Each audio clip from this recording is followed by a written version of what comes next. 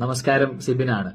ആദ്യമേ തന്നെ എല്ലാവർക്കും താങ്ക്സ്. ഒത്തിരി ഒത്തിരി ഒത്തിരി സ്നേഹം മാത്രം എല്ലാവരോടും. എന്നെ സ്വീകരിച്ച് സപ്പോർട്ട് ചെയ്ത എല്ലാവർക്കും സ്നേഹം മാത്രം തരുന്നു. ഒരിക്കലും പ്രതീക്ഷിച്ചിട്ടില്ല കേട്ടോ, ഇങ്ങനൊരു ആക്സെപ്റ്റൻസ് എനിക്ക് പുറത്തുണ്ടാകുമെന്ന് ഞാൻ ഒരിക്കലും പ്രതീക്ഷിച്ചിട്ടില്ല. ഇത്രയും സീസണുകൾ കണ്ടിട്ടും എനിക്കറിയില്ല ഇങ്ങനെ ഒരു സ്വീകരണം എനിക്ക് പുറത്ത് കിട്ടുമെന്ന്. So thank you so much. എന്നെ സ്വീകരിച്ച എല്ലാ അമ്മമാർക്കും, പെങ്ങന്മാർക്കും, കൂട്ടുകാരികൾക്കും, ചേട്ടന്മാർക്കും ഒക്കെ, അളിയന്മാർക്കും ഒക്കെ ഒത്തിരി ഒത്തിരി ഒത്തിരി സന്തോഷം. I love you all. സ്നേഹം മാത്രം എല്ലാവരോടും. അതിനോടൊപ്പം തന്നെ ഞാൻ കുറച്ച് ക്ലാരിഫിക്കേഷൻസ് തരാനാണ് ഈ വീഡിയോ ചെയ്തത്. ഒന്ന്, ആരൊക്കെയോ യൂട്യൂബിൽ പലരും പല രീതിയിലുള്ള ഇന്റർപ്രിട്ടേഷൻസ് പറയുന്നുണ്ട്. അപ്പൊ എന്റെ സൈഡിൽ നിന്നുള്ള ഒരു ജസ്റ്റിഫിക്കേഷൻ ചെറിയ രീതിയിലാണെന്ന് തോന്നിയിട്ടാണ് ഈ വീഡിയോ ചെയ്യുന്നത്. ഒന്ന്, ഞാൻ ഏറ്റവും കൂടുതൽ ആരാധിക്കുന്ന, ഞാൻ ദൈവത്തെ പോലെ തന്നെ കാണുന്ന ഒരു മനുഷ്യൻ. നിങ്ങൾ എൻട്രി എപ്പിസോഡ് ശ്രദ്ധിച്ചാൽ മനസ്സിലാവും. ഞാൻ മോഹൻലാലിനെ കണ്ടപ്പോൾ, അദ്ദേഹത്തെ ആ ഒരു മഹാനടനെ, ആ ഒരു അതുല്യ പ്രതിഭയെ കണ്ടപ്പോൾ ഞാൻ ഭയങ്കര ദൈവത്തെ കണ്ട ഫീലായിരുന്നു എനിക്ക്. അങ്ങനെ ഞാൻ ആദ്യമേ തിയേറ്ററിൽ പോയി കാണുന്നത് ലാലേട്ടന്റെ സിനിമയാണ്, ഹരികൃഷ്ണൻസ്. തിയേറ്ററിൽ പോയി കാണുന്ന പടം. അപ്പം അന്ന് മനസ്സിൽ കയറ്റിയ ആ മോഹൻലാൽ എന്ന് പറഞ്ഞ മഹാനടൻ എന്നെ വഴക്ക് പറഞ്ഞത് എനിക്ക് എടുക്കാൻ പറ്റിയില്ല. അത് എന്റെ കുഴപ്പമാണ്. ഞാൻ ആരെയും കുറ്റം പറയില്ല. അത് എന്റെ മാത്രം പ്രശ്നമാണ്. അദ്ദേഹം ഇങ്ങനെ ബാക്ക് ടു ബാക്ക് ഫയർ ചെയ്യായിരുന്നു. അങ്ങനെ മെഷീൻ നമ്മൾ ചിന്തിക്കായിരുന്നില്ല, ഞാൻ കടകടകളാന്ന്. അപ്പം അത് ഭയങ്കരമായിട്ട് ആഴത്തിൽ പതിയുന്നതിനൊപ്പം അദ്ദേഹം ഉപയോഗിച്ച വാക്കുകൾ എന്ന് വെച്ചാൽ, ഈ ലക്ഷക്കണക്കിന് ആൾക്കാരുടെ അഭിപ്രായമാണെന്നൊക്കെ പറഞ്ഞപ്പോൾ ഞാൻ പാളി. അതായത് ഞാനൊരു എന്റർടൈനറാണ്, ആൾക്കാരെ രസിപ്പിക്കുന്ന ഒരാളാണ് ഞാൻ. അത് ആ രസം അവരിലേക്ക് എത്തുന്നില്ലേ? അവർക്കൊക്കെ എന്നെ ഒരു അപഹാസ്യമായ കഥാപാത്രമായിട്ടാണോ തോന്നുന്നത്? അപഹാസ്യൻ ആയ ഒരു കഥാപാത്രമായിട്ടാണ്. എന്റെ ഫൺ പരിപാടികൾ വർക്കാവുന്നില്ലേ? ഞാൻ ചെയ്ത തമാശകളൊന്നും അവരിലേക്ക് എത്തുന്നില്ലേ? പിന്നെ മനുഷ്യനല്ലേ പിള്ളേ, ദേഷ്യം വരുമ്പോൾ നമ്മൾ ദേഷ്യം കാണിക്കും. അതാണെങ്കിലും വേറെ രീതിയിൽ എനിക്കത് എടുക്കാൻ പറ്റുന്നില്ല. കാര്യം നമ്മൾ ഒരുപാട് കഷ്ടപ്പെട്ടിട്ടാണല്ലോ നമ്മൾ ഇവിടെ എത്തിയത്. ഞാൻ ഒത്തിരി കഷ്ടപ്പെട്ടിട്ടുണ്ട്. ലൈഫ് സ്റ്റോറി എനിക്ക് അവിടെ പറയാൻ പറ്റിയില്ല, ബട്ട് ഒത്തിരി കഷ്ടപ്പെട്ടിട്ടാണ് ഇന്ന് ഇങ്ങനെ നിൽക്കുന്ന ഒരു സ്ഥലത്തേക്ക് എത്തിയത്. ഒരുപാട് ജോലികൾ ചെയ്തു. ബാക്ക്ഗ്രൗണ്ട് ഡാൻസറായിട്ട് ജോലി ചെയ്തു, കൊറിയോഗ്രാഫറായിട്ട് ജോലി ചെയ്തു, ലൈറ്റ് പിടിക്കുന്ന ആളായിട്ട് പണിയെടുത്തു. അങ്ങനെ ഒത്തിരി പണികൾ ഞാൻ ചെയ്തിട്ടാണ് ഞാൻ ഈ നിൽക്കുന്ന കൊച്ചു സ്ഥലത്തേക്ക് എത്തിച്ചേർന്നത്. അപ്പൊ ഇതൊന്നും വർക്കാവുന്നില്ലേ? ഇതൊന്നും ശരിയാവുന്നില്ല എന്നുള്ള ഒരു തോന്നൽ എന്നെ അലറ്റി. അങ്ങനെ വരാൻ പാടില്ല. അങ്ങനെ ഇമോഷണലി ഞാൻ തകർന്നു. ഞാൻ സമ്മതിക്കുന്നു, അതെന്റെ കുറവാണ്.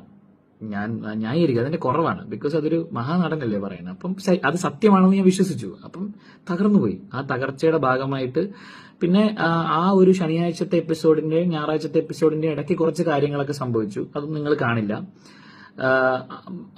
അതൊന്നും പറയേണ്ട കാര്യമില്ലല്ലോ, അതൊന്നും ഒരിക്കലും പുറത്ത് പറയേണ്ട കാര്യമില്ല. അപ്പൊ അതിന്റെയൊക്കെ ഫലമായിട്ടാണ് ഞായറാഴ്ചത്തെ എപ്പിസോഡും കൂടെ കഴിഞ്ഞിട്ട് പിന്നെ ഉണ്ടായ ഇതിന്റെ ഫലമായിട്ടാണ് ഞാൻ പിറ്റേ ദിവസം രാവിലെ ഭയങ്കരമായി തകർന്നു പോയത്. വിഷമിച്ചിട്ട് ഞാൻ അവിടെ ഇരുന്ന്. അപ്പൊ എനിക്ക് അവിടെ നിന്ന് പുറത്തു പോകണം. എനിക്ക് ഇവിടെ നിന്ന് ഇറങ്ങിയാൽ മതി എന്ന് ഞാൻ തീരുമാനിച്ചു. അപ്പം ആക്ച്വലി എന്നെ കുറച്ചുകൂടി ട്രിഗർ ചെയ്ത് പൂജയാണ്. ഞാൻ അവിടെ ആകെ കണക്ട് ചെയ്ത് പൂജയായിട്ട്. അപ്പൊ പൂജ ഇങ്ങനെ വേദന കൊണ്ട് കരയുന്നു, നിലവിളിക്കുന്നു, പുറത്തേക്ക് പോകാൻ പറ്റുന്നില്ല. ഇതൊക്കെ കണ്ടപ്പോഴും ഞാൻ മാനസികമായി ഒത്തിരി തകർന്നുപോയി. ഞാൻ മനുഷ്യനല്ലേ, എന്റെ ട്രിഗറിംഗ് പോയിന്റ് അതാണ്. ഞാൻ ബാക്കിയുള്ളവരെ പോലെ എന്നെ കമ്പയർ ചെയ്യരുത് നിങ്ങൾ. കഴിഞ്ഞ സീസണിലെ വിന്നറിന്റെ മനക്കെട്ടിയും ആദ്യത്തെ സീസണിലെ വിന്നറിന്റെ മനക്കെട്ടിയൊക്കെ വളരെ വളരെ അങ്ങ് അറ്റത്ത് പീക്ക് ലെവലാണ്. ഞാൻ അത്രയ്ക്ക് മനക്കെട്ടിയുള്ള ഒരാളല്ല, ഞാൻ സമ്മതിക്കുന്നു. അങ്ങനെയുള്ള ഒരാള് ഈ ഗെയിമിൽ വരാൻ പാടില്ലായിരുന്നിരിക്കാം. ഇതും എനിക്കറിയില്ലല്ലോ. എല്ലാം തികഞ്ഞവരല്ലല്ലോ എല്ലാവരും. അപ്പൊ എന്റെ കുറവാണത്. ആ കുറവ് കാരണം ഞാൻ വിഷമിച്ചു, കരഞ്ഞു, പുറത്തു പോകണം എന്ന് ആവശ്യപ്പെടുന്നു, ഭയങ്കരമായി ആവശ്യപ്പെടുന്നു. ഞാൻ കൺഫെഷൻ റൂമിൽ കയറി എന്റെ കാര്യം പറയുന്നു. ഞാൻ കൺവിൻസ്ഡ് ആവുന്നില്ല. ഞാൻ വീണ്ടും പുറത്തേക്ക് ഇറങ്ങി വരുന്നു. ഞാൻ നിസ്സഹകരണം പറയുന്നു. അതൊക്കെ നിങ്ങൾ കണ്ടു. നിസ്സഹകരണത്തിന്റെ ഫലമായിട്ടാണ് എനിക്ക് സൈക്കോളജിസ്റ്റിനെ കാണാനുള്ള ഒരു സാഹചര്യം ഉണ്ടായത്. അദ്ദേഹത്തോട് ഞാൻ ആവശ്യപ്പെട്ടത്, എനിക്ക് ഈ ഷോയിൽ ഞാൻ ചെയ്യുന്ന കാര്യങ്ങൾ കൃത്യമായി പുറത്തേക്ക് വരുന്നില്ല എന്നുള്ള ഒരു ധാരണ എനിക്കുള്ളത് കൊണ്ട്, എന്റെ ധാരണയാണ് കേട്ടോ, എനിക്കറിയില്ല, ധാരണയുള്ളത് കൊണ്ട് ഞാൻ കമ്മ്യൂണിക്കേറ്റ് ചെയ്യാൻ ശ്രമിക്കുന്ന പല കാര്യങ്ങളും വേറെ രീതിയിൽ എത്തുന്നു, വേറെ രീതിയിൽ ഇന്റർപ്രറ്റ് ചെയ്യപ്പെടുന്നു എന്നുള്ള സങ്കടം കാരണം എനിക്ക് ഇനി ഷോയിൽ തുടരാനുള്ള മാനസിക നില ഇല്ല. ഞാൻ വിഷമത്തിലാണ്, ഞാൻ സങ്കടത്തിലാണ്, എനിക്ക് പുറത്തു പോകണമെന്ന് ഞാൻ ഡോക്ടറോടും പറഞ്ഞു, സൈക്കോളജിസ്റ്റോടും പറഞ്ഞു. അപ്പൊ അദ്ദേഹം തന്ന ഉപദേശമാണ്, സിബിനൊരു കാര്യം ചെയ്യൂ, ഒരുപാട് വിഷമിച്ചിരിക്കുമ്പോഴും ഒരുപാട് സന്തോഷിച്ചിരിക്കുമ്പോഴും നമ്മൾ തീരുമാനങ്ങൾ എടുക്കരുത്. സിബിൻ ഒരു 24 മണിക്കൂർ അല്ലെങ്കിൽ കുറച്ചു നേരം, 24 മണിക്കൂർ എന്ന് അദ്ദേഹം എടുത്ത് പറഞ്ഞില്ല, കുറച്ചു നേരം ഒരു ബ്രേക്ക് എടുക്കും. എന്നുവെച്ചാൽ ബ്രേക്ക് എന്ന് പറഞ്ഞു കഴിഞ്ഞാൽ പോയിട്ട് വെളിയിൽ പോയി ചായ കുടിക്കാനൊന്നും അല്ല കേട്ടോ. സിബിൻ ആ ഒരു ആംബിയൻസ് നിന്ന് മാറി ഒറ്റയ്ക്കിരുന്ന് ആലോചിച്ചതിന് ശേഷം ഒരു തീരുമാനത്തിലേക്ക് എത്തും എന്ന് അദ്ദേഹത്തിന്റെ ഉപദേശം ഞാൻ സ്വീകരിച്ചു. പക്ഷെ അന്ന് ചില ടെക്നിക്കൽ കാരണങ്ങൾ കാരണം എനിക്ക് പുറത്തു പോകാൻ പറ്റിയില്ല. ഇമ്മീഡിയറ്റ്ലി ഞാൻ വീട്ടിനകത്ത് അവിടെ കുറച്ച് നേരം ഇരുന്ന് റിലാക്സ് ആയതിനു ശേഷം ഞാൻ തിരിച്ച് വീട്ടിലേക്ക് കയറിയിട്ട് ഒന്ന് കളിച്ചു നോക്കാം, ഓഡിയൻസ് പുറത്താക്കുമ്പോൾ പുറത്ത് പോവാം, അങ്ങനെയൊക്കെ ഞാൻ ചിന്തിച്ച് ഞാൻ ഒന്ന് അവിടെ പിടിച്ചു നിൽക്കാൻ ശ്രമിച്ചു. അടുത്ത ദിവസം രാവിലെ ആയപ്പോഴും എനിക്കത് ശരിയാവുന്നില്ല. അതും എന്റെ ബലഹീനതയെ ഞാൻ മനസ്സിലാക്കുന്നു, അതും എന്റെ കുറവാണ്, ന്യായീകരിക്കില്ല. അത്രയും പിടിച്ചു നിൽക്കാൻ പറ്റില്ല എനിക്ക്. ചിലപ്പോൾ അത് എന്താ, നിങ്ങൾ ബി ഹൗസ് മെറ്റീരിയൽ അല്ലായിരിക്കും ഞാൻ, ആണെന്ന് ഞാൻ പറയില്ലല്ലോ. അപ്പോൾ എനിക്ക് അടുത്ത ദിവസം പോകണം തോന്നി. ഞാനത് ബിഗ് ബോസിനെ അറിയിച്ചു. ബിഗ് ബോസ്, എനിക്കിങ്ങനെ പ്രശ്നങ്ങളുണ്ട്, എനിക്ക് എന്റെ ചിന്തകളെ എനിക്ക് കൺട്രോൾ ചെയ്യാൻ പറ്റുന്നില്ല, എനിക്ക് പെട്ടെന്ന് ദേഷ്യം വരുന്നുണ്ട്, സ്ട്രെസ്ഡ് ആണ് ഞാൻ എന്ന് പറഞ്ഞപ്പോൾ അദ്ദേഹം പറഞ്ഞു, ഷിബിൻ നമുക്ക് പോവാം, നാളേക്ക് ഷിബിൻ ഡോക്ടറിന്റെ നിർദ്ദേശപ്രകാരം നമുക്ക് കുറച്ച് സമയത്തേക്ക് നമുക്ക് വീട്ടിൽ നിന്ന് മാറ്റാം. ദിവസം അങ്ങനെയൊന്നും പറഞ്ഞിട്ടില്ല, കുറച്ച് സമയങ്ങൾ പുറത്തേക്ക് കൊണ്ടുപോകുന്നു എന്ന് മാത്രം പറഞ്ഞു. കണ്ണ് കെട്ടി പുറത്തേക്ക് കൊണ്ടുപോയി. കണ്ണ് തുറന്നത് ഒരു മുറിയിലാണ്. ആ മുറിയിൽ ഞാനും ഒരാളുണ്ട്, എന്റെ മോശന്റെ ഒരു സ്റ്റാഫുണ്ട്, എന്നെ നോക്കുന്ന ഒരാൾ. അവിടെ ഒരു ടി വി ഉണ്ട്, ആ ടി വി വർക്ക് ചെയ്യില്ല. ഒരു ലാൻഡ് ഫോൺ ഉണ്ട്, ആ ലാൻഡ് ഫോണ് റെസ്റ്റോറന്റിലേക്കും റിസപ്ഷനിലേക്കും മാത്രം വിളിക്കാൻ പറ്റുന്ന ഒരു ലാൻഡ് ഫോൺ. ഫുഡ് ഓർഡർ ചെയ്യാൻ മാത്രം ഉപയോഗിക്കും, അതും എന്നെ ഉപയോഗിക്കാൻ സമ്മതിച്ചിട്ടില്ല. അത് ഉപയോഗിച്ചത് എന്റെ കൂടെ ഉള്ള ആളാണ്. പിന്നെ അദ്ദേഹത്തിന് മൊബൈൽ ഫോൺ ഉണ്ടായിരുന്നു, പക്ഷെ അദ്ദേഹത്തിന് എന്റെ മുമ്പിൽ വെച്ച് മൊബൈൽ ഫോൺ ഉപയോഗിക്കാനുള്ള പെർമിഷൻ കൊടുത്തിട്ടില്ല അവർ, അദ്ദേഹം അതും ചെയ്തിട്ടില്ല. അപ്പം അദ്ദേഹത്തിന് ഫോൺ കോൾസോ മെസ്സേജൊക്കെ കമ്മ്യൂണിക്കേഷൻസ് വരുമ്പോൾ അദ്ദേഹം പുറത്ത് പോയിട്ട് അത് അറ്റൻഡ് ചെയ്യുകയും തിരിച്ചു കയറി വരും. ഞങ്ങൾക്ക് ഭക്ഷണം തരാൻ ഒരു സ്റ്റാഫ് ഉണ്ടല്ലോ, അത് നിങ്ങൾക്ക് അറിയാതെ ചെന്നൈയിലാണ് നടക്കുന്നത്. ചെന്നൈയിലായിട്ട് പോലും അയാളെ പോലും എന്നെ കാണിച്ചിട്ടില്ല. അങ്ങനെ പുറത്തുപോയി കളി കണ്ട് തിരിച്ചു കയറി വരാൻ പറ്റുന്ന ഒരു സ്ഥലമൊന്നും അല്ല ഈ ഷോ. അത്രയ്ക്കും എന്താ അങ്ങനെ ഉണ്ടായിട്ടുണ്ട് ഇതിന് മുന്നേ.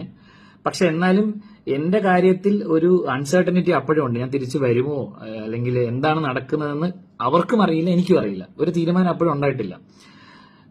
ഞാൻ പുറത്ത് വന്ന് ആ ഒരു റിലാക്സേഷൻ പീരീഡ് കുറച്ച് സമയം, ഒത്തിരി ഒന്നും എടുത്തില്ല, ഒരു 2-3 മണിക്കൂർ കഴിഞ്ഞ് ഇദ്ദേഹവുമായി ഞാൻ സംസാരിച്ചു. ഇദ്ദേഹവും എന്റെ അടുത്ത് പ്രോപ്പറായിട്ടൊന്നും പറയുന്നില്ല, സംസാരിക്കാൻ പാടില്ല, റെസ്ട്രിക്ഷൻസ് ഉണ്ട്, ഷോയെ കുറിച്ച് സംസാരിക്കാൻ പറ്റില്ല, മറ്റെന്തിനെ കുറിച്ച് സംസാരിക്കാന്ന് പറഞ്ഞു അദ്ദേഹം. അപ്പൊ നമ്മൾ ചുമ്മാ സിനിമകളെ കുറിച്ച് സംസാരിച്ച് എന്റെ ഒരു ചിന്തയെ മറ്റൊരു ദിശയിലേക്ക് ഞാൻ വിട്ടു. അപ്പൊ ഞാൻ കൂളായി, ഡോക്ടർ പറഞ്ഞതുപോലെ. എന്നിട്ട് ഞാൻ ആലോചിച്ചു എന്ത് ചെയ്യും. അപ്പൊ ഞാൻ ആലോചിച്ചെടുത്ത തീരുമാനം തിരിച്ച് വീട്ടിനുള്ളിലേക്ക് കയറുക എന്ന് തന്നെയായിരുന്നു. തിരിച്ചു പോകാം, കാര്യം എന്തരോ വരട്ടെ, ആ മൂടായി. എന്നുവെച്ചാല് 120-130 പേർക്ക് മാത്രം ലഭിച്ച ഭാഗ്യമാണ് 6 സീസണിൽ മലയാളം ബിഗ് ബോസ് ഹൗസിൽ വരിക എന്നുള്ളത്. മലയാളത്തിലെ ഏറ്റവും വലിയ റിയാലിറ്റി ഷോയാണ്. അപ്പൊ ആ ഒരു ഭാഗ്യം എന്തിനു തട്ടിക്കളയണം? ഗബ്രി ഇടയ്ക്ക് പറയും any publicity is good publicity, എനിക്ക് അങ്ങനെ അഭിപ്രായമില്ല. പക്ഷെ എന്നിരുന്നാലും അത്തരത്തിലുള്ള ഒരു സ്ഥലത്ത് നിന്ന് ഇങ്ങനെ ഇറങ്ങി പോകേണ്ട ആവശ്യമില്ല.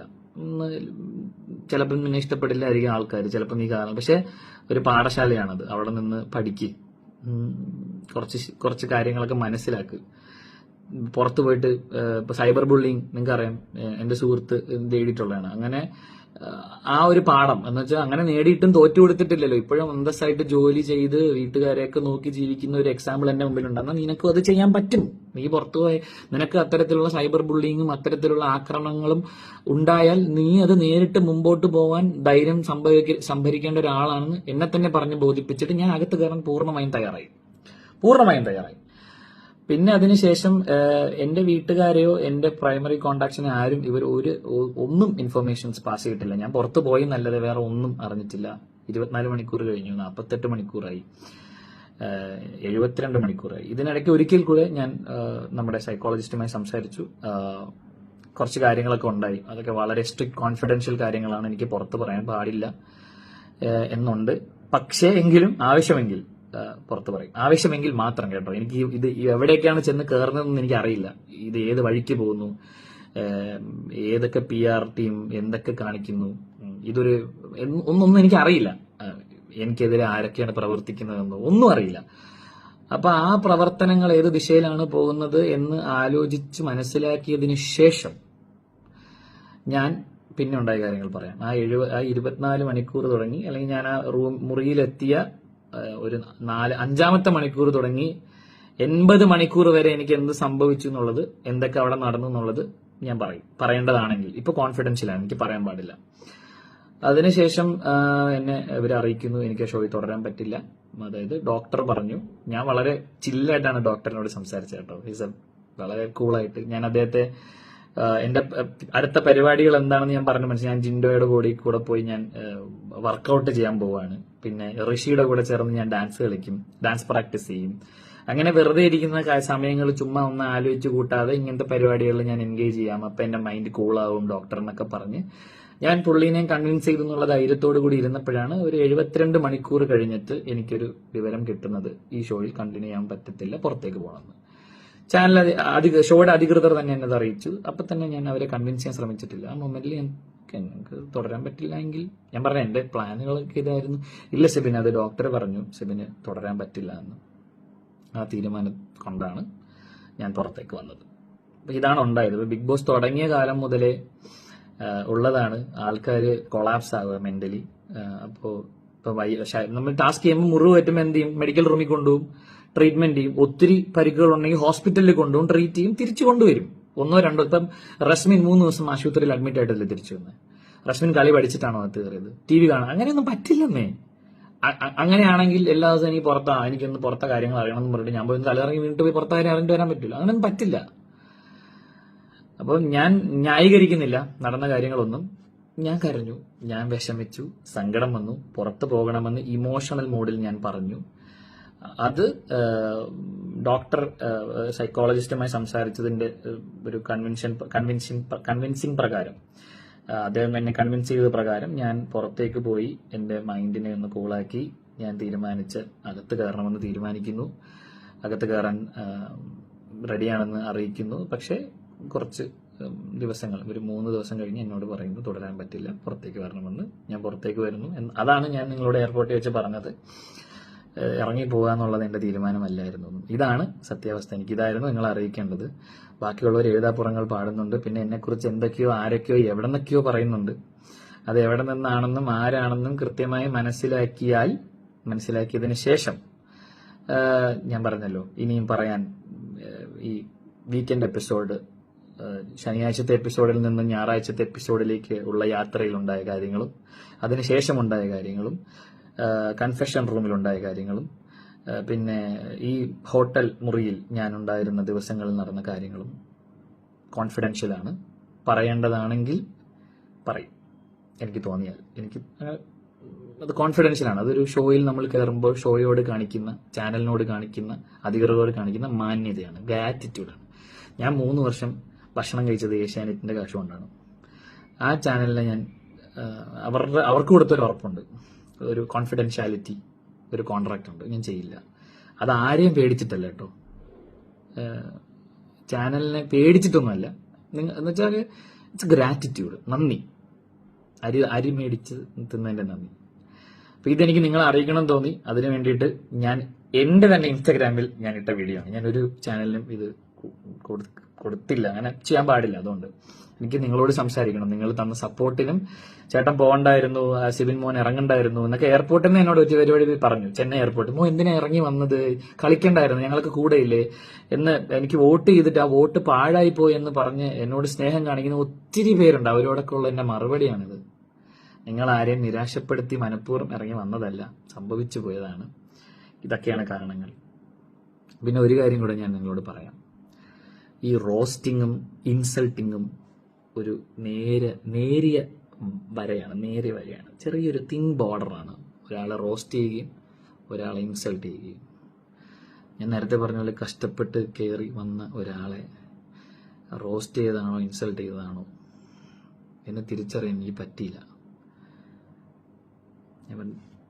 നേരിയ വരയാണ് റോസ്റ്റിങ്ങും ഇൻസൾട്ടിങ്ങും. അപ്പൊ എല്ലാവരോടും സ്നേഹം മാത്രം. നമ്മൾ ഇനിയും കാണും, എവിടെയെങ്കിലും എന്തെങ്കിലുമൊക്കെ ഞാൻ ചെയ്യും. അപ്പോൾ എപ്പോഴത്തെയും പോലെ entertainment. I love you all. സ്നേഹം മാത്രം.